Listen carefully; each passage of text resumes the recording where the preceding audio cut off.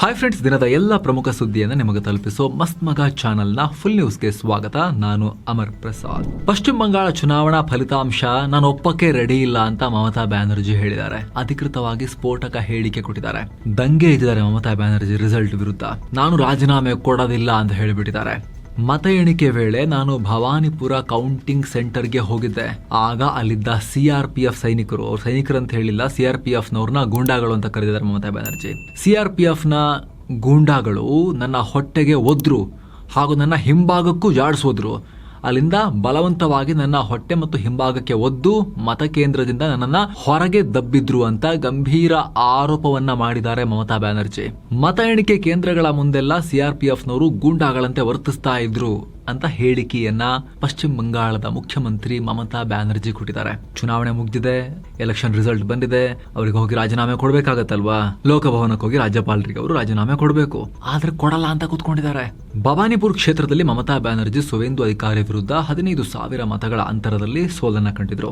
ಅದು ಸೋಲೆ ಅಲ್ಲ, ನಾನೇ ಗೆದ್ದಿರೋದು. ಇಡೀ ಪಶ್ಚಿಮ ಬಂಗಾಳದಲ್ಲಿ 100ಕ್ಕೂ ಅಧಿಕ ಸ್ಥಾನಗಳನ್ನ ನಾವು ಕಳ್ಕೊಳ್ತಾ ಇರಲಿಲ್ಲ ಇಲ್ಲ ಅಂತ ಹೇಳಿದ್ರೆ ಚುನಾವಣಾ ಆಯೋಗ ಮತ್ತು ಬಿಜೆಪಿ ಸೇರಿಕೊಂಡು ಎಲೆಕ್ಷನ್ ಅನ್ನ ಹೈಜಾಕ್ ಮಾಡಿದ್ದಾರೆ ಅಂತ ಮಮತಾ ಬ್ಯಾನರ್ಜಿ ಆರೋಪ ಮಾಡಿದ್ದಾರೆ.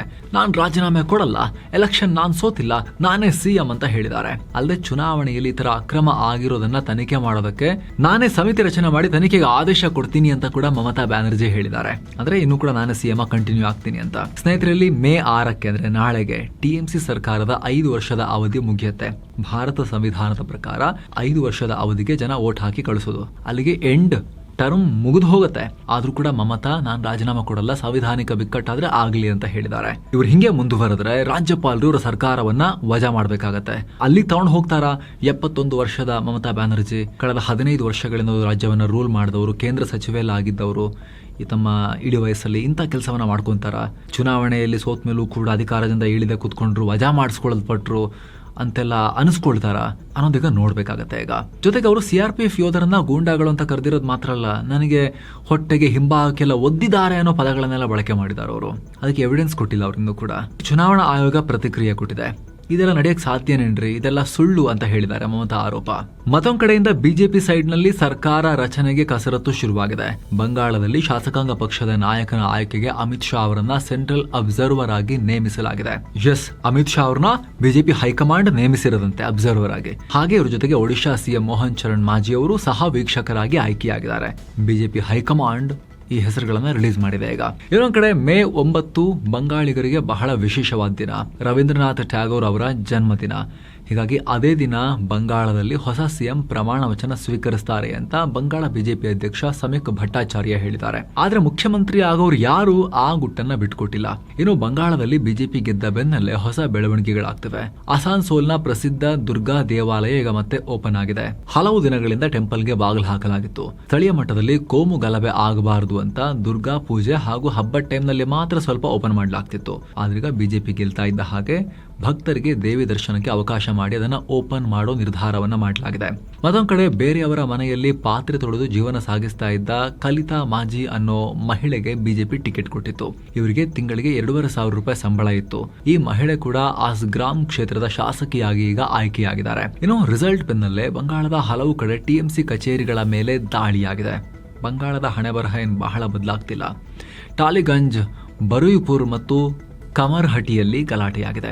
ಅಷ್ಟು ಮಾತ್ರ ಅಲ್ಲ, ಫಾಲ್ಟಾ ಕ್ಷೇತ್ರದಲ್ಲಿ TMC ಲೀಡರ್ ಜಹಾಂಗೀರ್ ಖಾನ್ ಕಚೇರಿಯನ್ನ ಕೂಡ ಧ್ವಂಸ ಮಾಡಲಾಗಿದೆ.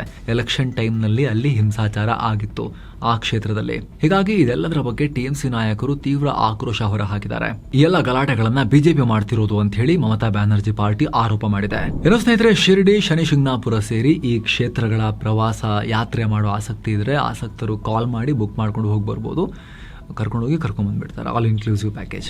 ಇನ್ನು ತಮಿಳುನಾಡಿನಲ್ಲಿ ವಿಜಯ್ ಏನಾಯ್ತು, TVK Tamilaga Vetri Kazhagam full active ಆಗಿ ಕೆಲಸ ಮಾಡ್ತಿದ್ದೆ ಸರ್ಕಾರ ರಚನೆ ಮಾಡೋಕೆ. ಮೊದಲಿಗೆ ವಿಜಯ್ ಅವರನ್ನ TVK ಪಕ್ಷದ ಶಾಸಕಾಂಗ ಪಕ್ಷದ ನಾಯಕನನ್ನಾಗಿ ಆಯ್ಕೆ ಮಾಡಲಾಗಿದೆ. ಹೊಸದಾಗಿ ಆಯ್ಕೆಯಾದ ಶಾಸಕರು ಮೀಟಿಂಗ್ ನಡೆಸಿ ವಿಜಯರನ್ನ ತಮ್ಮ ಲೀಡರ್ ಅಂತ ಘೋಷಿಸಿದ್ದಾರೆ. ಇದಾದ್ಮೇಲೆ TVK ಹೊಸ ಸರ್ಕಾರ ರಚನೆ ಬಗ್ಗೆ ಚರ್ಚಿಸೋಕೆ ತಮಿಳುನಾಡು ರಾಜ್ಯಪಾಲ ರಾಜೇಂದ್ರ ವಿಶ್ವನಾಥ್ ಅರ್ಲೇಕರ್ ಬಳಿ ಟೈಮ್ ಕೇಳಿದೆ. ಹಾಗೆ ವಿಧಾನಸಭೆಯಲ್ಲಿ ಬಹುಮತ ಸಾಬೀತುಪಡಿಸೋಕೆ 2 ವಾರಗಳ ಟೈಮ್ ಕೊಡಿ ಅಂತ ಕೇಳಿದೆ ಅಂತ ಹೇಳಲಾಗ್ತಿದೆ. ಇನ್ನು ಈ ಚುನಾವಣೆಯಲ್ಲಿ TVK 108 ಸ್ಥಾನಗಳನ್ನ ಪಡೆದಿತ್ತು.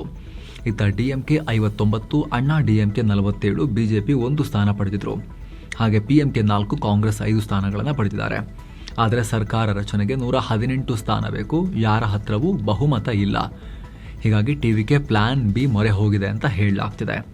ಕಾಂಗ್ರೆಸ್, ಎಡಪಕ್ಷಗಳು ಮತ್ತು ಇತರ ಸಣ್ಣ ಪುಟ್ಟ ಪಕ್ಷಗಳ ಬೆಂಬಲ ಪಡೆಯೋಕೆ ವಿಜಯ್ ಥಿಂಕ್ ಮಾಡ್ತಿದ್ದಾರೆ ಅಂತ. ಪ್ರಸ್ತುತ ಡಿಎಂಕೆ ಮೈತ್ರಿಯಲ್ಲಿರೋ ಕಾಂಗ್ರೆಸ್ ಸೇರಿದ ಹಾಗೆ ಇತರ ಪಕ್ಷಗಳ ಶಾಸಕರಿಗೆ ಆಹ್ವಾನ ಕೊಡ್ತಾ ಇದ್ದಾರೆ ಅಂತ ಹೇಳಲಾಗ್ತಿದೆ. ಒಂದು ವೇಳೆ ಈ ಪಾರ್ಟಿಗಳು ವಿಜಯ್ ಜೊತೆಗೆ ಕೈ ಜೋಡಿಸಿದ್ರೆ ಟಿವಿಕೆ ಮೈತ್ರಿಕೂಟ ಈಸಿಯಾಗಿ ಬಹುಮತವನ್ನ ದಾಟಬಹುದು. ಇದಕ್ಕೆ ಪೂರಕವಾಗಿ ಕಾಂಗ್ರೆಸ್ ಕೂಡ ಏನಾದ್ರೂ ಮಾಡಿ ವಿಜಯ್ ಬೆನ್ ಹತ್ತಿ ಕೂರೋಕೆ ಪ್ಲಾನ್ ಮಾಡ್ತಿದೆ ತಮಿಳುನಾಡಿನಲ್ಲಿ. ಬಿಜೆಪಿ ಕೂಡ ಸೇಮ್ ಪ್ರಯತ್ನ ಪಡ್ತಾ ಇದೆ. ಕಾಂಗ್ರೆಸ್ ಇನ್ನೂ ಕೂಡ ಜಾಸ್ತಿ. ತಮಿಳುನಾಡು ಕಾಂಗ್ರೆಸ್ ಉಸ್ತುವಾರಿ ಗಿರೀಶ್ ಚೋಡಂಕರ್ ಹೈಕಮಾಂಡ್ ಭೇಟಿ ಮಾಡೋಕೆ ತುರ್ತಾಗಿ ದಿಲ್ಲಿಗೆ ಹೋಗಿದ್ದಾರೆ. ಇನ್ನು ವಿಜಯ್ ಈಸ್ಟ್ ತಿರುಚನಾಪಳ್ಳಿ ಮತ್ತು ಪೆರಂಬೂರು 2 ಕ್ಷೇತ್ರಗಳಲ್ಲಿ ಗೆದ್ದಿದ್ರು. ಈಗ ಈಸ್ಟ್ ತಿರುಚನಾಪಳ್ಳಿ ಕ್ಷೇತ್ರದ ಶಾಸಕ ಸ್ಥಾನಕ್ಕೆ ರಾಜೀನಾಮೆ ಕೊಟ್ಟಿದ್ದಾರೆ ಅಂತ ಹೇಳಲಾಗ್ತಿದೆ. ಒಂದು ಮಾತ್ರ ಇಟ್ಕೊಳ್ಳೋಕ್ಕಾಗದಲ್ಲ. ಹಾಗಾಗಿ ಚುನಾವಣೆಯಲ್ಲಿ ವಿಜಯರ ಟಿವಿಕೆ ಗೆಲುವು ಸಾಧಿಸುತ್ತಿದ್ದ ಹಾಗೆ ಪಿಎಂ ಮೋದಿ ಮತ್ತು ರಾಹುಲ್ ಗಾಂಧಿ ವಿಶ್ ಮಾಡಿದ್ರು. ಈಗ ವಿಜಯ್ ಮೋದಿ ಮತ್ತು ರಾಹುಲ್ಗೆ ಥ್ಯಾಂಕ್ಸ್ ಹೇಳಿದ್ದಾರೆ. ಈ ಬಗ್ಗೆ ಪೋಸ್ಟ್ ಕೂಡ ಹಾಕಿದ್ದಾರೆ. ವಿಶ್ ಮಾಡಿದಕ್ಕೆ ಪ್ರಧಾನಮಂತ್ರಿಗಳಿಗೆ ಧನ್ಯವಾದ. ನಮ್ಮ ರಾಜ್ಯದ ಜನರ ಯೋಗಕ್ಷೇಮವೇ ನಮ್ಮ ಗುರಿ. ರಾಜಕೀಯವನ್ನ ಮೀರಿ ತಮಿಳುನಾಡಿನ ಅಭಿವೃದ್ಧಿ ಮತ್ತು ಪ್ರಗತಿಗಾಗಿ ನಾವು ಕೆಲಸ ಮಾಡ್ತೀವಿ ಅಂತ ಹೇಳಿದ್ದಾರೆ. ನಮ್ಮ ಈ ಪ್ರಯತ್ನದಲ್ಲಿ ಕೇಂದ್ರ ಸರ್ಕಾರದ ಬೆಂಬಲಕ್ಕೆ ನಾವು ಎದುರು ನೋಡ್ತಾ ಇದ್ದೀವಿ ಅಂತಾನೂ ಹೇಳಿದ್ದಾರೆ. ಇನ್ನು ರಾಹುಲ್ ಗಾಂಧಿಗೆ ಧನ್ಯವಾದ ಹೇಳಿ ನನಗೆ ಸಾಮೂಹಿಕ ಸಹಕಾರದ ಅಗತ್ಯ ಇದೆ ಅನ್ನೋ ಪದವನ್ನು ಅವರು ಪ್ರಯೋಗ ಮಾಡಿದ್ದಾರೆ. ಇನ್ನು ಈ ಚುನಾವಣೆಯಲ್ಲಿ ಡಿಎಂಕೆ ಸರ್ಕಾರದಲ್ಲಿ ಮಂತ್ರಿಯಾಗಿದ್ದ ಕೆಆರ್ ಪೆರಿಯಕರುಪ್ಪನ್ ತಿರುಪೂರ್ ಕ್ಷೇತ್ರದಲ್ಲಿ ಟಿವಿಕೆ ವಿರುದ್ಧ 1 ಮತದ ಅಂತರದಲ್ಲಿ ಸೋಲ್ಕೊಂಡಿದ್ದಾರೆ. ಇದು ಬಹಳ ಚರ್ಚೆಯಾಗ್ತಿದೆ.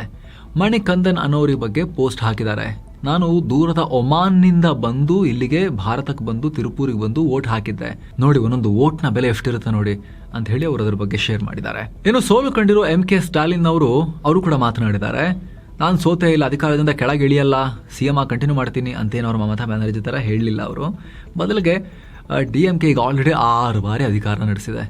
ನಾವು ನೋಡದೇ ಇರೋ ಗೆಲುವಿದ್ಯಾ, ನಾವು ನೋಡದೇ ಇರೋ ಸೋಲಿದ್ಯಾ, ಗೆದ್ದಿದ್ದೀವಿ, ಸೋತಿದ್ದೀವಿ, ಮತ್ತೆ ಗೆದ್ದು ಬರ್ತೀವಿ ನೋಡಿ ಅಂತ ಹೇಳಿ ಒಂಥರ ಸ್ಪೋರ್ಟಿಂಗ್ ಸ್ಪಿರಿಟ್ನಲ್ಲಿ ಕ್ರೀಡಾ ಸ್ಫೂರ್ತಿಯೊಂದಿಗೆ ಮಾತನಾಡಿದ್ದಾರೆ ಸ್ಟಾಲಿನ್ ಅವರು. ಇನ್ನು ಕೇರಳದಲ್ಲಿ ಕಾಂಗ್ರೆಸ್ ಗೆದ್ದಿದೆಯಲ್ಲ, ಅಲ್ಲಿ ಯಾರೀಗ CM ಆಗೋದು ಅನ್ನೋ ಚರ್ಚೆ ನಡೀತಾ ಇದೆಯಲ್ಲ. KC ವೇಣುಗೋಪಾಲ್ ಮುಖ್ಯಮಂತ್ರಿ ಆಗ್ಬಿಡ್ತಾರ, ರಾಹುಲ್ ಗಾಂಧಿ ಅವರ ಆಸ್ಥಾನ ಪಂಡಿತ KC ವೇಣುಗೋಪಾಲ್ CM ಆಗ್ತಾರಾ ಅನ್ನೋ ಚರ್ಚೆ ಇದೆ. ಇವರು ಕಾಂಗ್ರೆಸ್ ಅಧ್ಯಕ್ಷ ಮಲ್ಲಿಕಾರ್ಜುನ ಖರ್ಗೆ ಅವರನ್ನ ಮೀಟ್ ಆಗ್ತಾರೆ ಅಂತ ಮಾಹಿತಿ. ಇವ್ರ ಜೊತೆಗೆ VD ಸತೀಶನ್ ಮತ್ತು ರಮೇಶ್ ಚೆನ್ನಿತ್ತಲ ಅವರ ಹೆಸರು ಕೂಡ ಮುಂಚೂಣಿಯಲ್ಲಿದೆ. ಇನ್ನು ಅಸ್ಸಾಂನಲ್ಲಿ CM ರೇಸ್ನಲ್ಲಿ ಹಿಮಂತ ಬಿಸ್ವಾ ಸರ್ಮಾ ಅವರೇ ಆಗೋದು ಬಹುತೇಕ ಖಚಿತ ಅನ್ನೋ ವಾತಾವರಣ ಇದೆ. ಆದ್ರೆಗೆ ಮೋದಿ ಅಮಿತ್ ಶಾ ಏನ್ ಮಾಡ್ತಾರೆ ಅಂತ ಹೇಳಿ ಬಂಗಾಳಕ್ಕೆ, ಅಸ್ಸಾಂಗೆ ಆ ಹೆಸರು ಫೈನಲ್ ಆಗಿ ಪ್ರಮಾಣ ವಚನ ದಿನನೇ ಅದು ಕ್ಲಾರಿಟಿ ಸಿಗೋದು. ಆದ್ರೆ ಬಂಗಾಳಕ್ಕೆ ಕಂಪೇರ್ ಮಾಡಿದ್ರೆ ಅಸ್ಸಾಂನಲ್ಲಿ ಬಹುತೇಕ ಸೆಟಲ್ ಬಿಸ್ವಾನೆ ಆಗ್ತಾ ಇರೋ ಲೆಕ್ಕಾಚಾರ ಇದೆ. ಇರಾನ್ ಮೇಲೆ ಮತ್ತೊಂದು ಸುತ್ತಿನ ದಾಳಿ ನಡೆಸೋಕೆ ಇಸ್ರೇಲ್ ಮತ್ತು ಅಮೆರಿಕ ಜಂಟಿಯಾಗಿ ತಯಾರಿ ಮಾಡ್ತಿವೆ. ಹೀಗಂತ ಇಸ್ರೇಲ್ ಮೂಲಗಳನ್ನ ಉಲ್ಲೇಖಿಸಿ CNN ರಿಪೋರ್ಟ್ ಮಾಡಿದೆ. ಇದೊಂದು ಶಾರ್ಟ್ ಟರ್ಮ್ ಕ್ಯಾಂಪೇನ್. ಇರಾನ್ ಮೇಲೆ ಒತ್ತಡ ಹಾಕೋಕೆ ಈ ದಾಳಿ ನಡೆಸಬಹುದು ಅಂತ ಗೊತ್ತಾಗಿದೆ. ಅಂದ್ರೆ ಒಪ್ಪಂದ ಮಾಡ್ಕೊಂಡಿಲ್ಲ ಅಂದ್ರೆ ನಿಮ್ಮನ್ನ ಫುಲ್ ಪುಡಿ ಮಾಡ್ತೀವಿ ಅಂತ ಹೆದರಿಸಕ್ ಅವ್ರನ್ನ. ಈ ದಾಳಿಯಲ್ಲಿ ಇರಾನ್ನ ತೈಲ ಇನ್ಫ್ರಾಸ್ಟ್ರಕ್ಚರ್ ಮತ್ತು ಇರಾನ್ನ ಹಿರಿಯ ಅಧಿಕಾರಿಗಳನ್ನೇ ಟಾರ್ಗೆಟ್ ಮಾಡಬಹುದು. ಟ್ರಂಪ್ ಓಕೆ ಅಂದ್ರೆ ಇರಾನ್ ಮೇಲೆ ದಾಳಿ ಎನಿ ಟೈಮ್ ಶುರು ಆಗ್ಬೋದು ಅಂತ ಹೇಳಲಾಗ್ತಿದೆ. ಇನ್ನು ಅಮೆರಿಕ ಜೊತೆಗಿನ ಉದ್ವಿಗ್ನತೆ ನಡುವೆ ಇರಾನ್ ವಿದೇಶಾಂಗ ಸಚಿವ ಅಬ್ಬಾಸ್ ಅರಾಕ್ಚಿ ಚೈನಾಗೆ ಹೋಗ್ತಾ ಇದ್ದಾರೆ. ಈ ಭೇಟಿಯಲ್ಲಿ ಚೀನಾದ ವಿದೇಶಾಂಗ ಸಚಿವ ವಾಂಗ್ ಯೀರನ್ನ ಭೇಟಿ ಮಾಡಿ ಪ್ರಾದೇಶಿಕ ಮತ್ತು ಜಾಗತಿಕ ವಿಷಯಗಳ ಬಗ್ಗೆ ಚರ್ಚೆ ಮಾಡ್ತಾರೆ. ಜೊತೆಗೆ ದ್ವಿಪಕ್ಷೀಯ ಸಂಬಂಧಗಳ ಬಗ್ಗೆ ಕೂಡ ಚರ್ಚೆಯಾಗುತ್ತೆ. ಇರಾನ್ನಲ್ಲಿ ಯುದ್ಧ ಶುರುವಾದ ಮೇಲೆ ಇದೇ ಮೊದಲ ಬಾರಿಗೆ ಅರಾಕ್ಚಿ ಚೀನಾಗೆ ಹೋಗ್ತಿರೋದು. ಇತ್ತ ಬಂಗಾಳ ಕೊಲ್ಲಿಯಲ್ಲಿ ಭಾರತ ನೋ ಟೈಮ್ ಜಾರಿ ಮಾಡಿದೆ. ಲಾಂಗ್ ರೇಂಜ್ ಮಿಸೈಲ್ ಟೆಸ್ಟ್ಗೆ ತಯಾರಿ ನಡೆಸಿದೆ. ಮೇ 6ರವರೆಗೆ ಈ ನೋ ಟೈಮ್ ಇರುತ್ತೆ. ಸುಮಾರು 3550 ಕಿಲೋಮೀಟರ್ ವ್ಯಾಪ್ತಿಯ ಪ್ರದೇಶವನ್ನ ಡೇಂಜರ್ ಝೋನ್ ಅಂತ ಘೋಷಿಸಲಾಗಿದೆ. ಇಂಟರ್ಮೀಡಿಯೇಟ್ ರೇಂಜ್ನ ಬ್ಯಾಲಿಸ್ಟಿಕ್ ಮಿಸೈಲ್ ಅಗ್ನಿ 5ನ ಪರೀಕ್ಷಾರ್ಥ ಪ್ರಯೋಗ ಇರಬಹುದು ಅಂತ ರಕ್ಷಣಾ ಮೂಲಗಳು ಹೇಳಿವೆ. ಸುಮಾರು 4000 ಕಿಲೋಮೀಟರ್ ರೇಂಜ್ನ ಈ ಮಿಸೈಲ್ 1000 kg ತೂಕದ ವಾರ್ ಹೆಡ್ ನ ಹೊತ್ತೊಯ್ಯೋ ಸಾಮರ್ಥ್ಯ ಹೊಂದಿರುತ್ತೆ. ಇನ್ನು ಈ ಮಿಸೈಲ್ ಟೆಸ್ಟಿಂಗ್ ನ ಟೈಮ್ ಕೂಡ ತುಂಬಾ ಕ್ರೂಷಿಯಲ್. ಭಾರತ ಕಳೆದ ಕೆಲ ದಿನಗಳಿಂದ ಸಾಲು ಕ್ಷಿಪಣಿಗಳನ್ನ ಟೆಸ್ಟ್ ಮಾಡ್ತಿದೆ. ಸದ್ಯ ರಕ್ಷಣಾ ಇಲಾಖೆ ಅಧಿಕೃತವಾಗಿ ಇದನ್ನ ಹೇಳದೆ ಹೋದ್ರೂ ಕೂಡ ಮಿಸೈಲ್ ಟೆಸ್ಟ್ ಅನ್ನೋದು ಬಹುತೇಕ ಖಚಿತ ಅನ್ನೋ ವಾತಾವರಣ ಇದೆ. ಏನೋ ಮಹತ್ವದ ಬೆಳವಣಿಗೆಯಲ್ಲಿ ವಿಯೆಟ್ನಾಂ ಅಧ್ಯಕ್ಷ ತೋ ಲ್ಯಾಮ್ 3 ದಿನಗಳ ಕಾಲ ಭಾರತ ಪ್ರವಾಸ ಕೈಗೊಂಡಿದ್ದಾರೆ. ಬಿಹಾರದ ಬೋಧ್ ಗಯಾಗೆ ಬಂದಿಳಿದಿದ್ದಾರೆ. ತೋ ಲ್ಯಾಮ್ ಅವ್ರ ಜೊತೆಗೆ ಅವರ ಹೈ ಲೆವೆಲ್ ನಿಯೋಗ ಕೂಡ ಬಂದಿದೆ. ದಿಲ್ಲಿಗೂ ಭೇಟಿ ಕೊಡ್ತಾರೆ ತೋ ಲ್ಯಾಮ್. ಈ ವೇಳೆ ಭಾರತದ ಶಕ್ತಿಶಾಲಿ ಬ್ರಹ್ಮೋಸ್ ಮಿಸೈಲ್ ಅನ್ನ ವಿಯೆಟ್ನಾಂಗೆ ಮಾರುವ ಬಗ್ಗೆ ಕೂಡ ಚರ್ಚೆ ಆಗಬಹುದು. ಡೀಲ್ಗೂ ಸಿಗ್ನೇಚರ್ ಬೀಳಬಹುದು. ಪಾಕಿಸ್ತಾನ ಉಗ್ರರನ್ನ ಸಾಕತ್ತೆ. ಇದ್ರ ಬಗ್ಗೆ ಪಾಕ್ ಲೀಡರ್ ಒಬ್ಬ ಶಾಕಿಂಗ್ ವಿಚಾರವನ್ನ ಬಾಯ್ಬಿಟ್ಟಿದ್ದಾನೆ. ಇನ್ನೊಂದು ಸಾಕ್ಷ್ಯ ಸಿಕ್ಕಿದೆ. ಪಾಕಿಸ್ತಾನದ ಆರ್ಮಿ ಉಗ್ರ ಹಫೀಜ್ ಸಯೀದ್ ಮತ್ತು ಮಸೂದ್ ಅಜರ್ ಪರವಾಗಿ ಫೈಟ್ ಮಾಡಿದೆ. ಹೀಗಂತ LET ಪ್ರೋಗ್ರಾಮ್ ಒಂದರಲ್ಲಿ ಪಾಕ್ ಲೀಡರ್ ಶಹೀರ್ ಸಿಯಾಲ್ವಿ ಸತ್ಯ ಒಪ್ಕೊಂಡಿದ್ದಾನೆ. ಈತ ಪಾಕಿಸ್ತಾನದ ನಜರಿಯತ್ ಪಾರ್ಟಿಯವನು. ಜೊತೆಗೆ ಭಾರತ ಮುರಿದ್ಕೆ ಮತ್ತು ಬಹವಲ್ಪುರ್ ಮೇಲೆ ಅಟ್ಯಾಕ್ ಮಾಡಿದಾಗ ತುಂಬಾ ಜನ ಉಗ್ರರು ಸತ್ತಿದ್ರು. ಆಗ ಪಾಕಿಸ್ತಾನ ಈ ಉಗ್ರರನ್ನ ಫ್ರೀಡಮ್ ಫೈಟರ್ಸ್ ಅಂತ ಬಿಂಬಿಸೋಕೆ ಟ್ರೈ ಮಾಡಿತ್ತಲ್ಲ. ಸತ್ತ ಉಗ್ರರ ಅಂತ್ಯಕ್ರಿಯೆಯನ್ನ ಮೌಲ್ವಿಗಳು ಮಾಡಲಿಲ್ಲ, ಬದಲಾಗಿ ಆರ್ಮಿಯ ಧಾರ್ಮಿಕ ಅಧಿಕಾರಿಗಳೇ ಮಾಡಿದ್ರು. ಯೂನಿಫಾರ್ಮ್ ಹಾಕಿದ್ದ ಆರ್ಮಿ ಆಫೀಸರ್ಸ್ ಉಗ್ರರ ಬಾಡಿಯನ್ನ ಹೊತ್ಕೊಂಡು ಹೋದ್ರು ಅಂತೆಲ್ಲ ಈತ ಬಿಡಿಸಿ ಹೇಳಿದಾನೆ ಇಡೀ ಜಗತ್ತಿನ ಮುಂದೆ. ಎಲ್ಲರಿಗೂ ಗೊತ್ತಾಗೋ ಹಾಗೆ ಪ್ರೋಗ್ರಾಮ್ನಲ್ಲಿ ಬಹಳ ಧೈರ್ಯವಾಗಿ ಇದನ್ನೆಲ್ಲ ಮಾತನಾಡಿದಾನೆ. ವಿಶೇಷ ಏನಂದ್ರೆ ಕಾರ್ಯಕ್ರಮದಲ್ಲಿ ಅಮೆರಿಕದಿಂದ ಉಗ್ರ ಅಂತ ಡಿಕ್ಲೇರ್ ಆಗಿರೋ ಮುಜಾಮಿಲ್ ಇಕ್ಬಾಲ್ ಹಶ್ಮಿ ಕೂಡ ಇದ್ದ.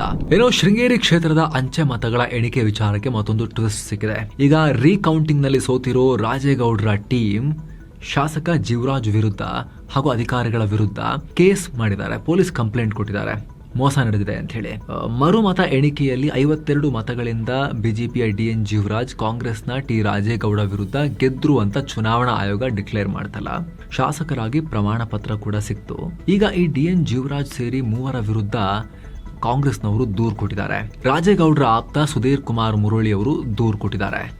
ಜೀವರಾಜ್ ಜೊತೆ ಅಂದಿನ ಚುನಾವಣಾಧಿಕಾರಿ ವೇದಮೂರ್ತಿ ಮತ್ತು ಅಂದಿನ DC ರಮೇಶ್ ಕುಮಾರ್ ವಿರುದ್ಧವೂ ಕೇಸ್ ದಾಖಲಾಗಿದೆ. ಸ್ಟ್ರಾಂಗ್ ರೂಮ್ ಸೀಲ್ ಇರಲಿಲ್ಲ, ಮತಪತ್ರಗಳಿಂದ ಟ್ರಂಕ್ ಲಾಕ್ ಓಪನ್ ಆಗಿತ್ತು, ಕಟ್ ಆಗಿತ್ತು. ಹೀಗಾಗಿ ಮತಗಳನ್ನ ಟ್ಯಾಂಪರಿಂಗ್ ಮಾಡಿರೋ ಬಗ್ಗೆ ಅನುಮಾನ ಇದೆ ಅಂತ ಹೇಳಿ ಇವರು ದೂರು ಕೊಟ್ಟಿದ್ದಾರೆ. ಇದ್ರ ಬಗ್ಗೆ FIR ಆಯ್ತು. FIR ಆಗ್ತಿದ್ದ ಹಾಗೆ ಜೀವರಾಜ್ ಹೈಕೋರ್ಟ್ ಮೆಟ್ಟಿಲೇರಿದ್ರು. ಈ FIR ಗೆ ತಡೆ ಕೊಡಿ ಅಂತ ಕೇಳಿದ್ರು, ಸುಮ್ಸುಮ್ನೆ ಮಾಡ್ತಿದ್ದಾರೆ ಅಂತ ಕೋರ್ಟ್ FIR ಗೆ ತಡೆಯನ್ನ ಕೂಡ ಕೊಟ್ಟಿದೆ. ದೂರುದಾರ ಸುಧೀರ್ ಕುಮಾರ್ ಮುರಳಿಗೆ ನೋಟಿಸ್ ಜಾರಿ ಮಾಡಿದೆ ಕೋರ್ಟ್. ಇನ್ನು ಇಶ್ಯೂ ಏನ್ ಬರೀ ಲೋಕಲ್ ಶೃಂಗೇರಿ ಇಶ್ಯೂ ಆಗಿ ಉಳ್ಕೊಂಡಿಲ್ಲ. ಈಗ ಸಿದ್ದರಾಮಯ್ಯ, DK ಶಿವಕುಮಾರ್ ಎಲ್ಲ ಪ್ರತಿಕ್ರಿಯೆ ಕೊಟ್ಟು ಆರೋಪಗಳನ್ನ ಮಾಡ್ತಾ ಇದ್ದಾರೆ. ಸಿದ್ದರಾಮಯ್ಯ ಅವರು ಕೂಡ ಟ್ರಂಕ್ನಲ್ಲಿದ್ದ ಮತಪತ್ರಗಳನ್ನ ಬಿಜೆಪಿ ವ್ಯವಸ್ಥಿತವಾಗಿ ತಿದ್ದಿ ಕ್ರಿಮಿನಲ್ ಪಿತೂರಿ ಮಾಡಿದೆ ಅಂತ ಆರೋಪಿಸಿದ್ದಾರೆ. ಇಂಕು ಕೂಡ ವ್ಯತ್ಯಾಸ ಇತ್ತು ಅಂತ ಹೇಳಿದ್ದಾರೆ. ಜೊತೆಗೆ DK ಶಿವಕುಮಾರ್ ಅವರು ಕೂಡ ಅಂತಾರಾಷ್ಟ್ರೀಯ ಸಂಚು ನಡೆದಿದೆ ಇಲ್ಲಿ ಅಂತ ಹೇಳಿದ್ದಾರೆ. ಶೃಂಗೇರಿಯ ರೀಕೌಂಟಿಂಗ್ ನಲ್ಲಿ ಇಂಟರ್ನ್ಯಾಷನಲ್ ಕಾನ್ಸ್ಪಿರಸಿ ಇದೆ, ಷಡ್ಯಂತ್ರವನ್ನ ತನಿಖೆ ಮಾಡಿ ಹೊರಗೆ ಎಳಿತೀವಿ ಅನ್ನೋ ಹೇಳಿಕೆ ಕೊಟ್ಟಿದ್ದಾರೆ DK ಶಿವಕುಮಾರ್. ಏನೋ ಬೆಂಗಳೂರಿನ ಪೀಣ್ಯ ಫ್ಲೈಓವರ್ ಮೇ 5ರಿಂದ 8ರವರೆಗೆ ವಾಹನ ಸಂಚಾರಕ್ಕೆ ಸಂಪೂರ್ಣ ಬಂದ್ ಆಗಿರುತ್ತೆ. ಫ್ಲೈಓವರ್ ನಲ್ಲಿ ಕೇಬಲ್ ಅಳವಡಿಕೆ ಮತ್ತು ಲೋಡ್ ಟೆಸ್ಟಿಂಗ್ ನಡೀತಾ ಇದೆ. 22 ಜಿಲ್ಲೆಗಳಿಗೆ ಸಂಪರ್ಕ ಕಲ್ಪಿಸೋ ಈ ರಸ್ತೆ ಬಂದ್ ಆಗಿರೋದ್ರಿಂದ ತುಮಕೂರು ರಸ್ತೆಯಲ್ಲಿ ಸಂಚರಿಸುವ ಸವಾರರಿಗೆ ಟ್ರಾಫಿಕ್ ಬಿಸಿ ತಟ್ಟಿದೆ. ಗೋರೆಗುಂಟೆ ಪಾಳ್ಯವರೆಗೆ ವಾಹನಗಳು ಸಾಲುಗಟ್ಟಿ ನಿಂತಿವೆ.